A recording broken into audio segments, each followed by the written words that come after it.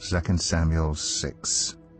David again brought together all the able young men of Israel, 30,000. He and all his men went to Baalah in Judah to bring up from there the ark of God, which is called by the name of the Lord Almighty, who is enthroned between the cherubim on the ark. They set the ark of God on a new cart, and brought it from the house of Abinadab, which was on the hill. Uzzah and Ahio, sons of Abinadab, were guiding the new cart with the ark of God on it, and Ahio was walking in front of it. David and all Israel were celebrating with all their might before the Lord, with castanets, harps, lyres, timbrels, sistrums, and cymbals. When they came to the threshing floor of Nacon, Uzzah reached out and took hold of the ark of God, because the oxen stumbled. The Lord's anger burned against Uzzah because of his irreverent act. Therefore God struck him down, and he died there beside the ark of God. Then David was angry because the Lord's wrath had broken out against Uzzah, and to this day that place is called Perez Uzzah. David was afraid of the Lord that day and said, "How can the ark of the Lord ever come to me?" He was not willing to take the ark of the Lord to be with him in the city of David. Instead he took it to the house of Obed-Edom the Gittite. The ark of the Lord remained in the house of Obed-Edom the Gittite for 3 months, and the Lord blessed him and his entire household.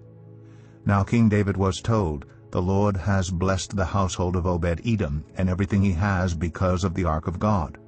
So David went to bring up the ark of God from the house of Obed-Edom to the city of David with rejoicing. When those who were carrying the ark of the Lord had taken 6 steps, he sacrificed a bull and a fattened calf. Wearing a linen ephod, David was dancing before the Lord with all his might, while he and all Israel were bringing up the ark of the Lord with shouts and the sound of trumpets. As the ark of the Lord was entering the city of David, Michal, daughter of Saul, watched from a window, and when she saw King David leaping and dancing before the Lord, she despised him in her heart.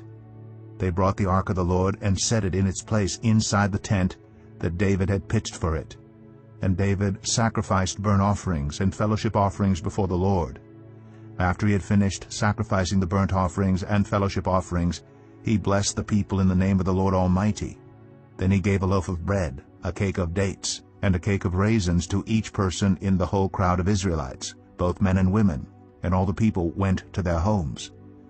When David returned home to bless his household, Michal, daughter of Saul, came out to meet him and said, "How the king of Israel has distinguished himself today, going around half naked in full view of the slave girls of his servants, as any vulgar fellow would." David said to Michal, "It was before the Lord, who chose me rather than your father or anyone from his house when he appointed me ruler over the Lord's people Israel. I will celebrate before the Lord. I will become even more undignified than this, and I will be humiliated in my own eyes. But by these slave girls you spoke of, I will be held in honor." And Michal, daughter of Saul, had no children to the day of her death.